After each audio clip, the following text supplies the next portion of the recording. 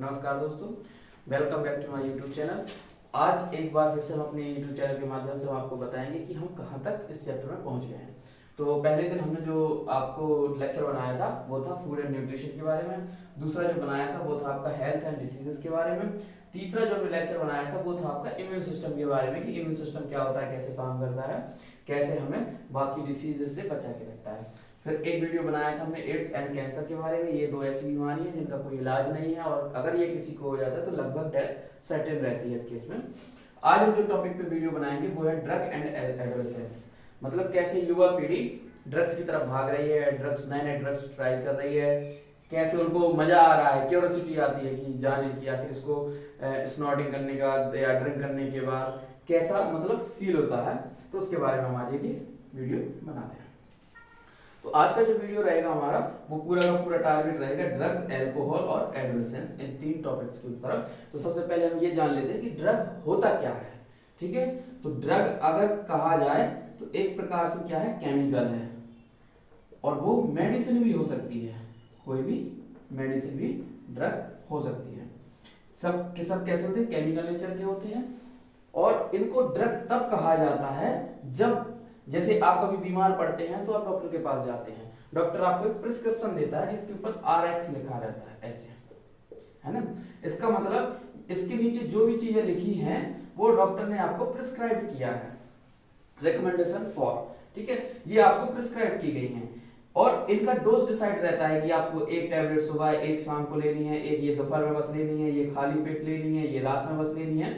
तो एक इसके साथ क्या रहता है, आपको इंस्ट्रक्शन दिए जाते हैं कि आपको ये मेडिसिन, ये केमिकल्स ऐसे प्रिस्क्रिप्शन के साथ लेना है। लेकिन जब यही केमिकल्स विदाउट प्रिस्क्रिप्शन लिए जाए या फिर इनका अमाउंट जो है पता चला एक गोली लेनी थी आपको और आप 4-4 गोली ले रहे हैं, ठीक है, तो इस केस में क्या होगा, वो केमिकल या वो मेडिसिन या तो उसको प्रिस्क्राइब किया नहीं गया हो या फिर उसका डोज जो है वो बहुत ज्यादा रखा गया हो, वो सब के सब क्या कहलाते हैं, ड्रग्स।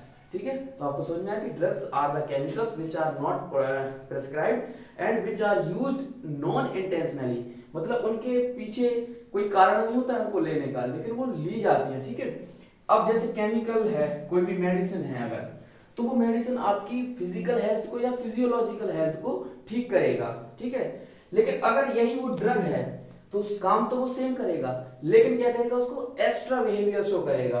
तो जो काम वो ठीक करने में कर रहा था तो उसी को क्या कर देगा, वो अल्टर कर देगा, और वो जो फिजियोलॉजिकल या फिजिकल, ठीक है, फिजिकल या फिजियोलॉजिकल जो फंक्शन है उसको वो क्या करेगा, डिस्टर्ब कर देगा या अल्टर कर देगा।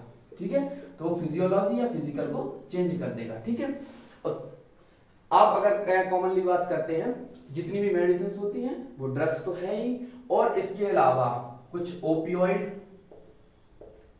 कैनाबिनॉइड, ठीक है, और कोका एल्कलॉइड,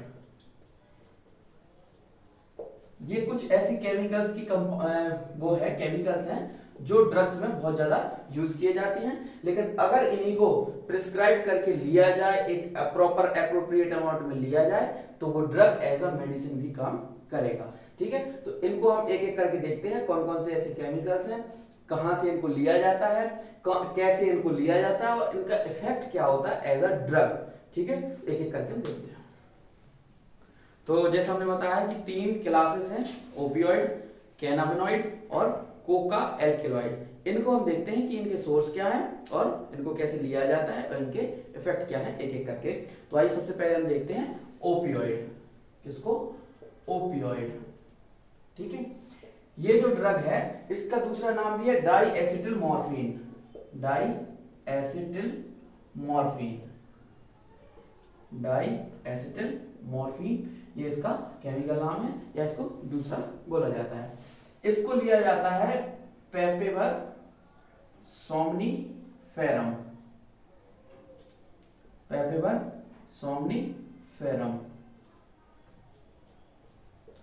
ये एक प्लांट होता है, इसकी लेटेक्स से इसको आइसोलेट किया जाता है। इसको कहां से किया जाता है, लेटेक्स ऑफ पेपेवर सोमनीफेरम। इसको कैसे लिया जाता है, स्नॉटिंग से। स्नॉटिंग तो आप समझते हैं, ऐसे नाक ऐसे पाउडर बना के उसको नाक से खींचा जाता है। तो ये क्या कहलाता है? स्नॉटिंग। एंड इंजेक्टेबल भी होता है ये, तो ये क्या है? इंजेक्शन के फॉर्म में भी लिया जाता है। अगर लिक्विड है तो इसको इंजेक्शन के उससे लिया जाएगा, और अगर सॉलिड पाउडर है तो इसको क्या किया जाएगा? नाक से खींचा जाएगा। और जैसे ही खींचेंगे तो आप एक ऐसी दुनिया में पहुंच जाएंगे जहां पे फूल ही फूल होंगे, तितलियां होंगी और एकदम परियां होंगी। ठीक है, तो इसको लेने के बाद ये कहाँ जाता है? सेंट्रल नर्वस सिस्टम में। कहाँ जाता है? सेंट्रल नर्वस सिस्टम में। सेंट्रल नर्वस सिस्टम में एक रिसेप्टर होता है जो क्या कहलाता है? Opioid receptor. क्या होता है? Opioid receptor. यहाँ पे जाके ये क्या करता है? बाइंड करता है। और ये क्या करता है? अगर आपको बहुत ज्यादा थकान है या आप बहुत ज्यादा फंक्शनिंग करके आए हैं तो ये एज अ डिप्रेसेंट यूज होता है। ठीक है, और ये बॉडी के फंक्शन को क्या कर देता है? Slow down. तो जो आपको थकान रहती है, जिसकी वजह से आपका नर्वस सिस्टम एकदम वो था कि नहीं अब थकान है, इसको कुछ दो ऐसा कि ये थकान मिट जाए, तो ये लिया जाता है। ये सेंट्रल नर्वस सिस्टम में जाके ओपियोइड रिसेप्टर पे काम करता है और वो डिप्रेसेंट आपकी थकान को भुला देगा एकदम, और आपको ये लगेगा कि हम इतने हल्के हो गए थकान के बाद कि हवा में उड़ रहे हैं। ठीक है, तो ये उसका काम है। तो देख लो एक बार जल्दी फिर से।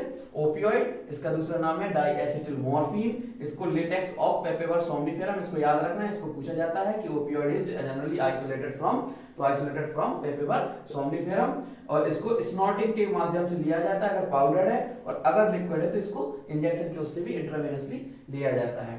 ये जब भी बॉडी में जाएगा ब्लड के थ्रू कहाँ जाएगा? सेंट्रल नर्वस सिस्टम के पास। सेंट्रल नर्वस सिस्टम में जो ओपियोइड रिसेप्टर होगा वहां पे जाके बाइंड करेगा और बॉडी के फंक्शन को डिप्रेसेंट या स्लो डाउन कर देगा और आपको एकदम फील गुड आएगा।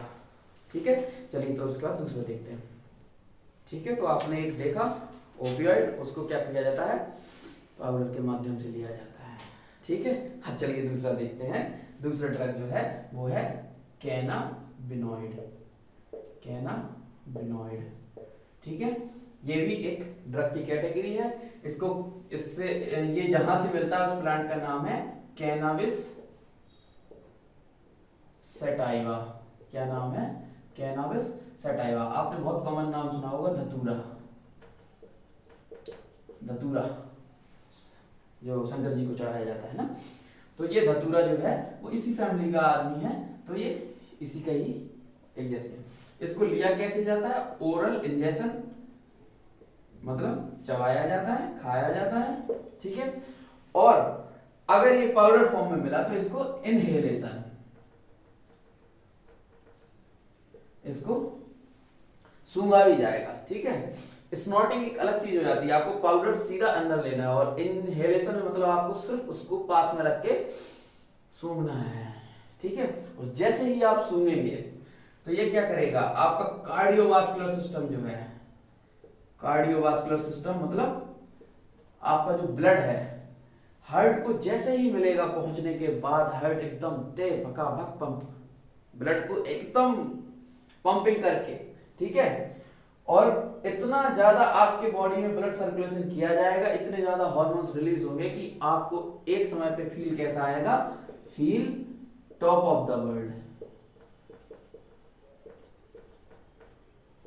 ठीक है, तो आपको कैसा फील आएगा इसको जैसे ही आप सूंघेंगे या आप इसको खाएंगे? तो आपका कार्डियोवास्कुलर सिस्टम एक्टिव हो जाएगा, ब्लड सर्कुलेशन बॉडी में बढ़ाएगा और आपको फील होगा टॉप ऑफ द वर्ल्ड कि अब हम जो हैं और कोई है ही नहीं, एकदम साक्षात शिव जी दिख जाएंगे आपको। ठीक है, लेकिन अपन को ये सब करना नहीं है ना, कि ऐसा होता है, हमने बताया है।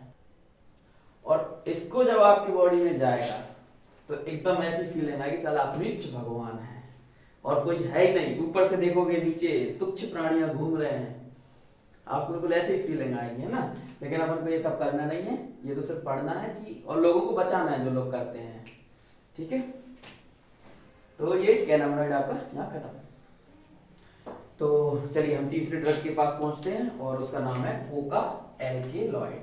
क्या नाम है? Coca alkaloid. इसको जनरली कोकेन बोलते हैं। ठीक है, बहुत सारी मूवीज वगैरह आपने देखा होगा, छोटे छोटे वो पाउच लेके वो पाउडर से छुपा के घूमते हैं और इसकी सप्लाई करते रहते हैं ना।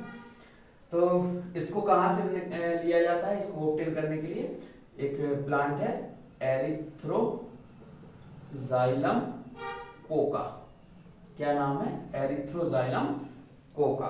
ठीक है, ये नेटिव नॉर्थ अमेरिका में ज्यादा होता है ना, और वहां पे ये जो स्पोर्ट्स पर्सन है इसको ज्यादा यूज भी करते हैं, क्योंकि ये बॉडी में थोड़ा सा ट्रांसमिशन बढ़ा देता है, डोपामीन को ज्यादा सीक्रेट करता है और बहुत सारी अच्छी फीलिंग आती है इससे ना।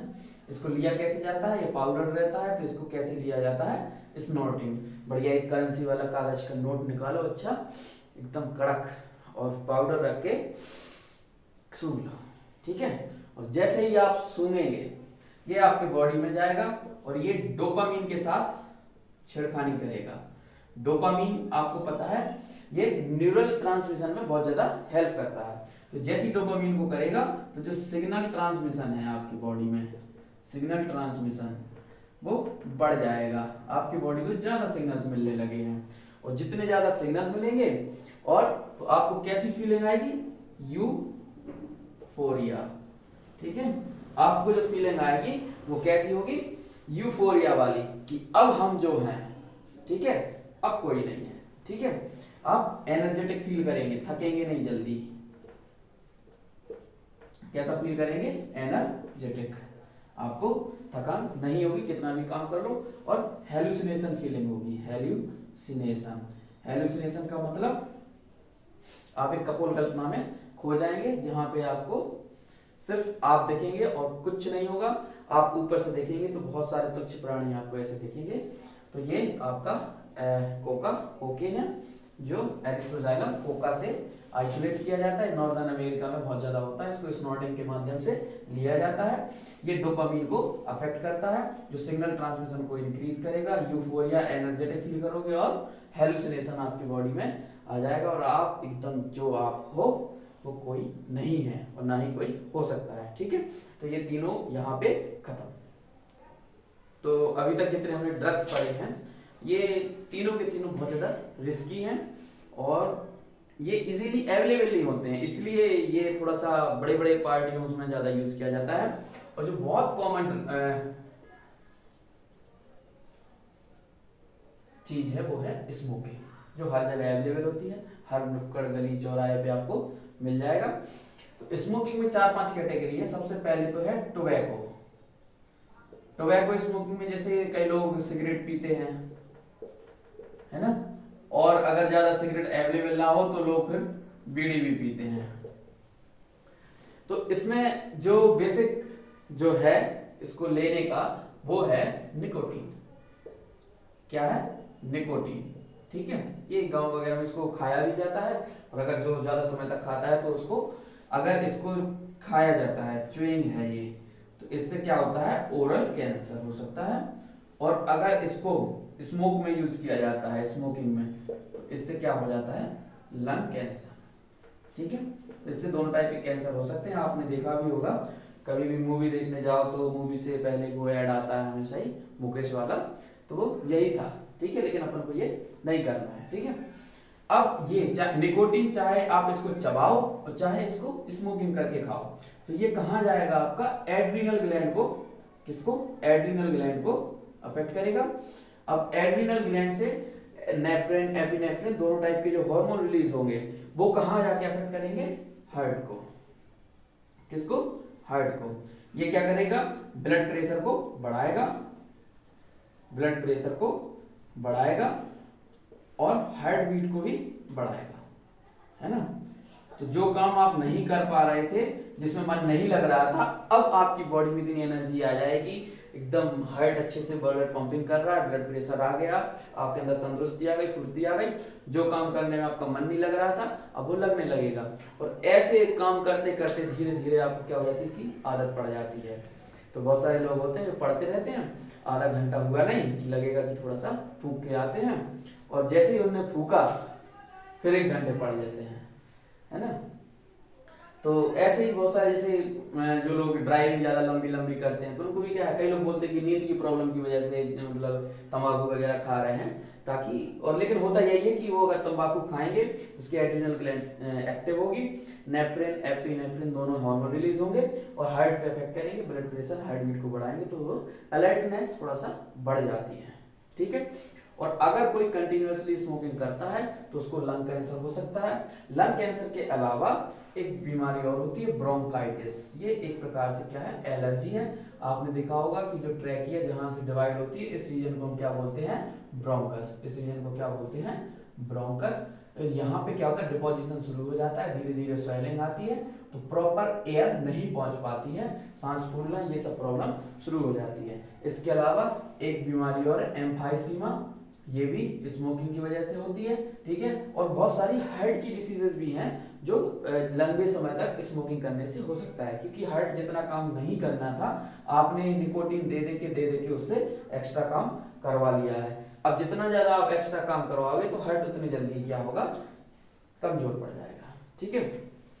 अब एक प्रॉब्लम और होती है कि अगर आप सिगरेट स्मोकिंग ज्यादा करते हैं तो कार्बन मोनोऑक्साइड का कंसंट्रेशन बॉडी के अंदर धीरे धीरे क्या होता है, बढ़ता है। अब ये कार्बन मोनोऑक्साइड हीमोग्लोबिन के साथ क्या कर लेता है, बॉन्ड बना लेता है, जो कि कैसा है, परमानेंट। परमानेंट है मतलब ये अब कार्बन मोनोऑक्साइड हीमोग्लोबिन को नहीं छोड़ेगा।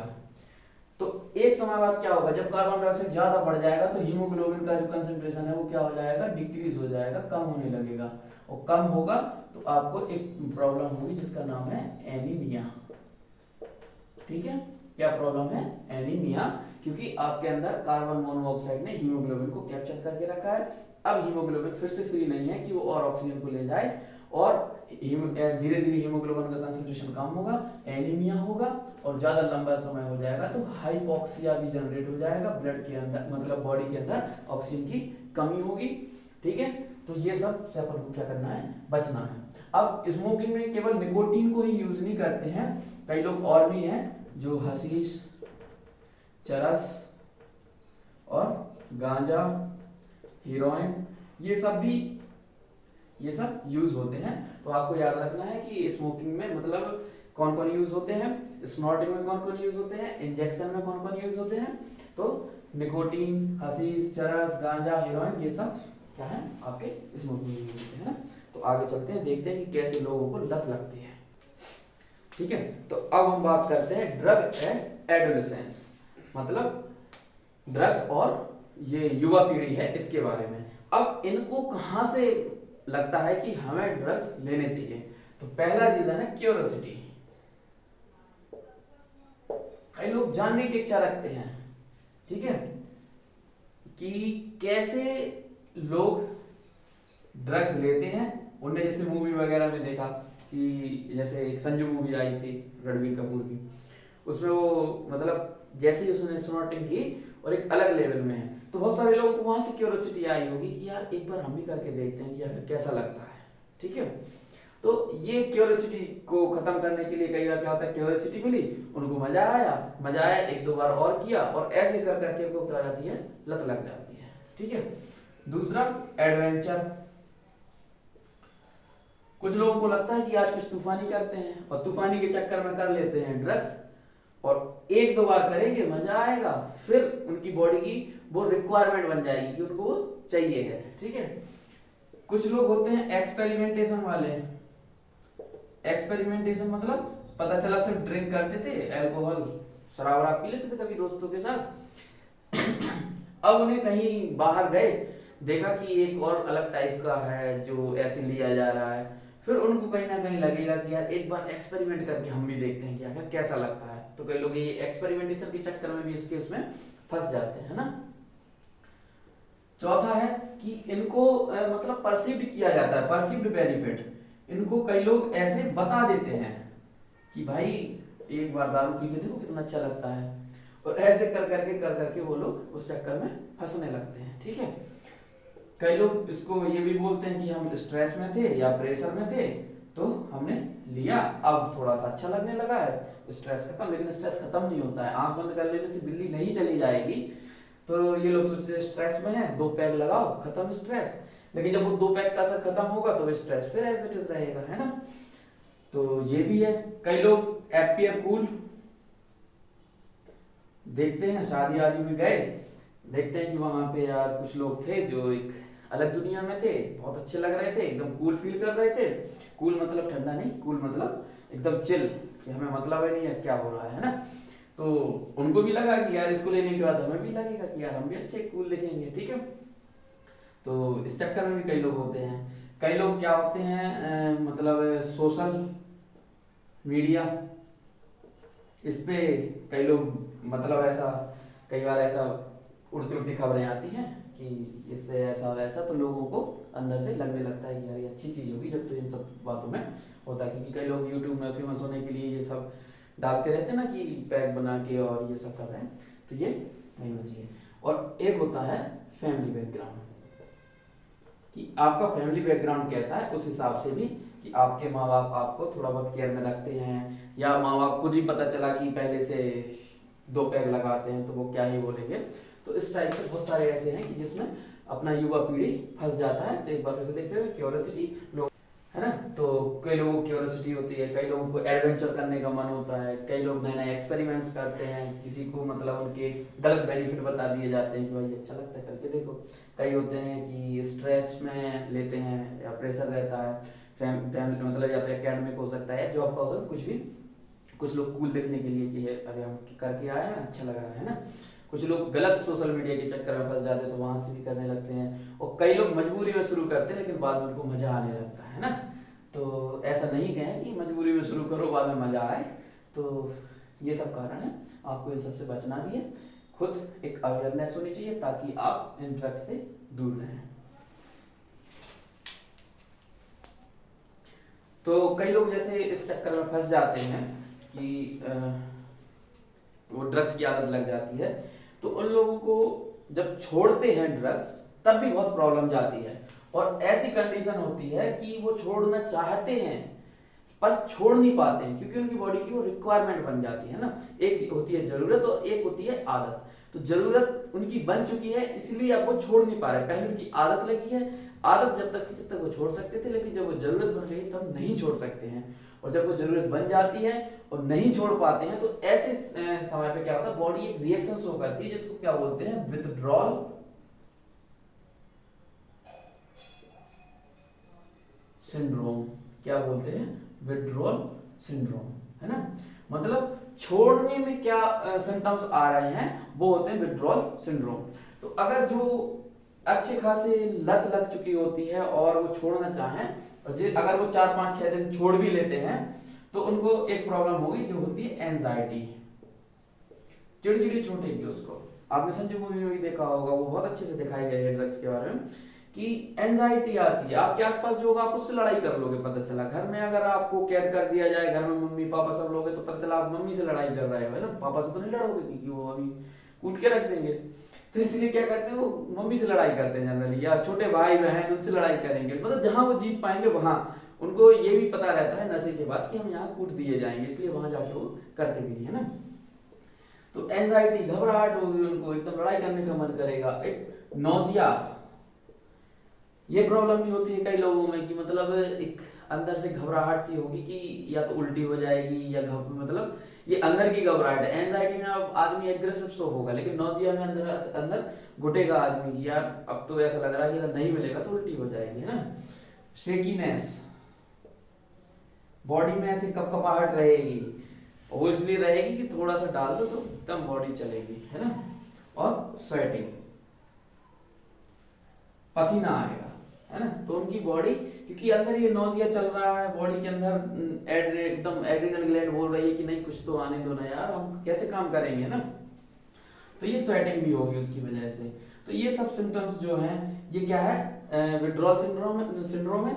इस केस में क्या होता है कि लोगों को अल्टरनेटिव ड्रग्स दिए जाते हैं, खासकर तब। अब घर में तो कई बार मम्मी पापा की भी गलती रहती है, अगर बेटा गलती से गलत लत में फंस गया है तो वो सोचते हैं कि इसको अगर हम कैद करके रख लेंगे तो ये छूट जाएगा, नहीं छूटेगा, है ना।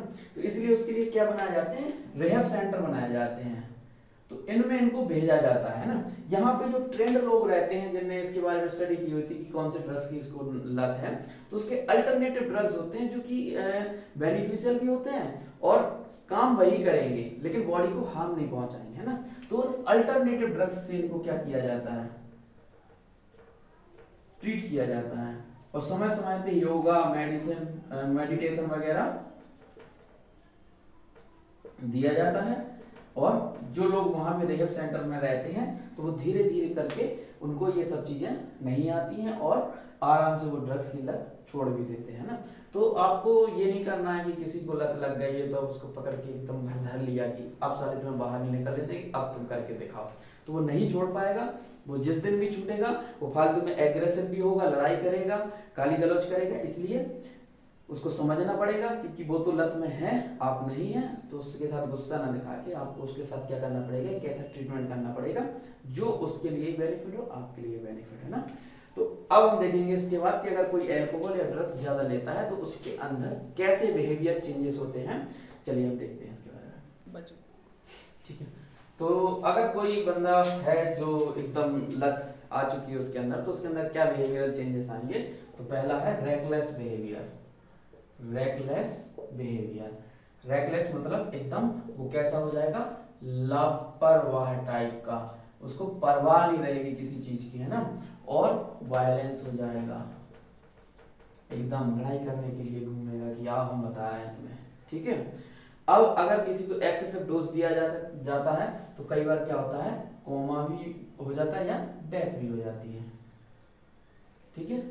तो कोमा में भी जा सकता है या डेथ भी हो सकता है। और ये किसकी वजह से होता है, रेस्पिरेटरी फेलियर की वजह से। किसकी वजह से, रेस्पिरेटरी फेलियर की वजह से, कि वो सांस लेने में प्रॉब्लम जाएगी और वो कोमा या डेथ भी हो सकता है ना। तीसरा, अगर किसी को ज्यादा लत हो गई है तो वो क्या करेगा, इधर उधर से तलाशेगा कि कैसे हमें ड्रग्स मिल जाए।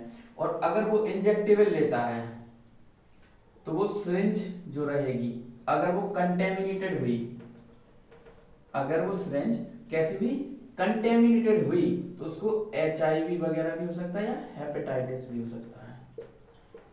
तो जो व्यक्ति है अगर वो इंजेक्टेबल ले रहा है तो वो सिरिंज का ध्यान रखे कि हमें कैसी सिरिंज यूज करनी है जो कंटेमिनेटेड ना हो, नहीं तो HIV या ये भी हो सकता है। और अगर जिसको ज्यादा ये प्रॉब्लम है, वो ड्रिंक ज्यादा कर रहा है तो उसको लीवर सिरोसिस हो सकता है, जो कि हार्डनिंग होती है लीवर की, और लीवर में जो प्रोटीन होते हैं उनका लेवल बहुत ज़्यादा बढ़ जाएगा, है ना। और उसकी जो बाकी फिजियोलॉजी है वो उससे अफेक्टेड होगी, ठीक है। और अगर कोई इन केस ऑफ प्रेगनेंसी लेता है, कोई फीमेल है अगर वो ड्रग्स की लत है उसको और प्रेगनेंसी के टाइम पे वो लेता है तो उसका जो फीटस होगा वो क्या हो जाएगा, मिसकैरिज हो जाएगा, ठीक है।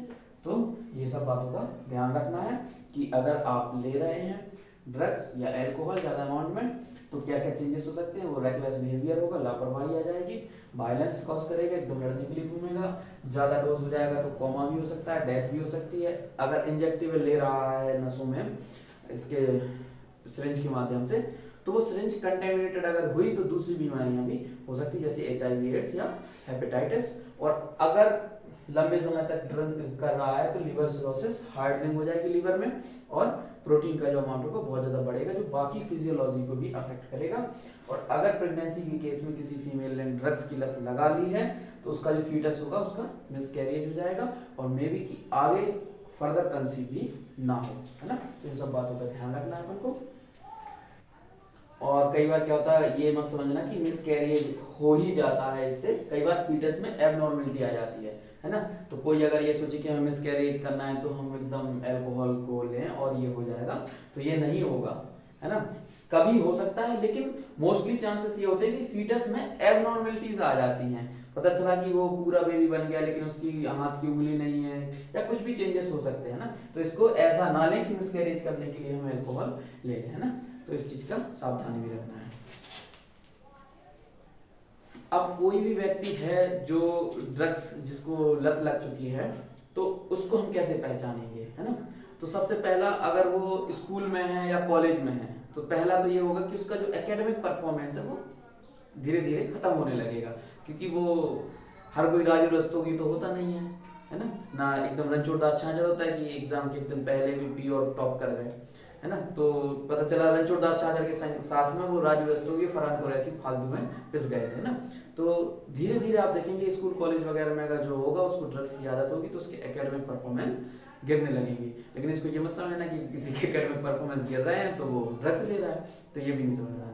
दूसरा, वो स्कूल या कॉलेज से बंक करेगा और अनएक्सप्लेन्ड होंगे वो, मतलब वो बहाने टाइप के देखेंगे, आपको कोई एक सर्टेन रीजन नहीं दिखेगा कि ये क्यों स्कूल या कॉलेज नहीं जा रहा है ना। और अगर आप कभी वो अलग से रूम लेके रहता है या उसका घर में एक अलग कमरा है, तो आप देखेंगे कि वहाँ पे वो हाइजीन मेंटेन नहीं कर पाएगा, वहाँ पे एकदम गंदगी मचा के रखेगा वो, ठीक है।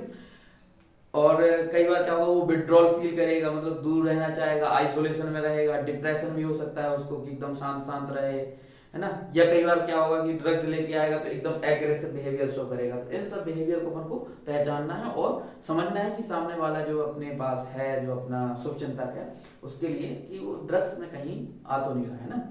और या तो वो ज्यादा लत उसको लग चुकी होगी तो वो डिट्यूरेट कर लेगा पूरे रिलेशनशिप को, मतलब जिन उनके साथ उसकी दोस्ती है, उठना बैठना है, चाहे वो दोस्ती हो, उसके दोस्त हों, चाहे उसके फैमिली वाले हों, तो वो डिट्यूरेट करेगा, मतलब खुद को खत्म करने लगेगा उन रिलेशनशिप से, हमें किसी से कोई मतलब नहीं, हम अलग जा रहे हैं, ये वो सब करेगा, है ना। और उसकी जो हॉबीज होंगी, पता चला कि बहुत अच्छा लड़का था, अच्छा गिटार बजाता था, लेकिन एक समय बाद उसको उस गिटार से भी क्या होगा, वो चिढ़ आएगी कि रहने दो, हटाओ, फेंको यहाँ से ना। उसकी खाना खाने की हैबिट, या उसको क्या खाने में पसंद है ना। या फिर उसको जो स्लीपिंग पैटर्न है उसका, कि वो कितने बजे सोता था, कितने बजे जाता था, ये सब भी चेंजेस होंगे, है ना।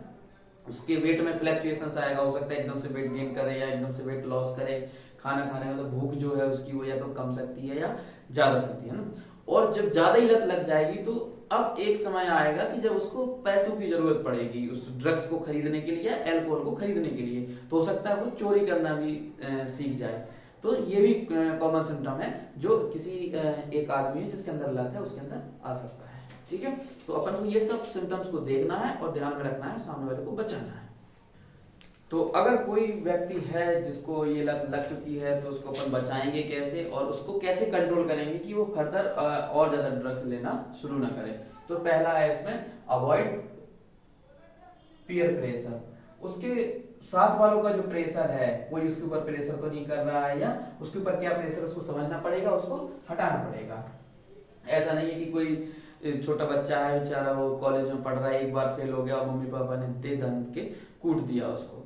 अब अगर ऐसा होगा तो वो अगली बार क्या करेगा, फिर फेल होगा तो डर के मारे या तो बताएगा नहीं, या फिर अगर वो प्रेशर फील करेगा तो वो क्या करेगा, उस चीज को ओवरकम करने के लिए ड्रग्स की लत भी लगा सकता है। और अगर किसी को लत लग चुकी है तो उसको एजुकेशन एंड काउंसलिंग कराएं उसकी। अगर उसको लत लग चुकी है तो उसको बताएं कि इसके क्या क्या बेनिफिट हैं, क्या बेनिफिट तो वैसे भी कुछ नहीं है, तो उसको बताएंगे कि क्या इसके डीमेरिट्स हैं, इससे क्या क्या नुकसान हो सकता है ना। उसकी काउंसलिंग कराएं अच्छी जगह, ताकि कोई उसको ऐसे समझा सके कि ये ड्रग्स वगैरह नहीं लेना है ना। सीकिंग हेल्प, उसके लिए अपन, या अगर उसको जानते हैं तो उसके हेल्प करने के लिए या तो उसके पेरेंट्स की सहायता लें या फिर फ्रेंड्स की लें, ठीक है। क्योंकि फ्रेंड्स ज्यादा अच्छे से समझते हैं, क्योंकि उनको अपन बता भी सकते हैं सब कुछ, है ना। लुकिंग फॉर डेंजर साइन, अगर किसी के अंदर ड्रग्स की आदत पड़ गई है, अगर उसके अंदर है तो उसको अपन क्या करना है, डेंजर साइन को देखना है कि उसके अंदर क्या क्या चेंजेस हो रहे हैं और उसको पहले ही ड्रग्स की लत लगने से पहले बचा के रखना है, ठीक है।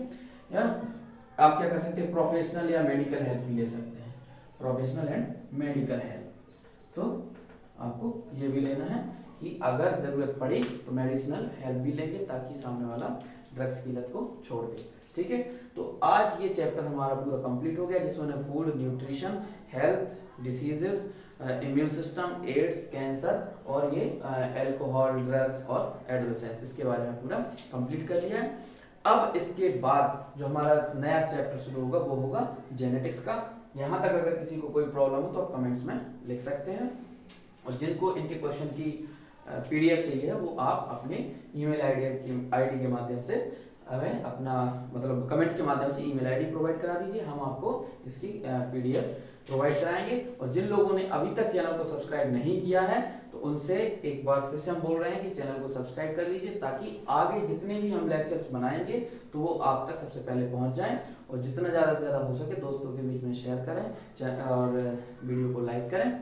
जय हिंद, जय भारत।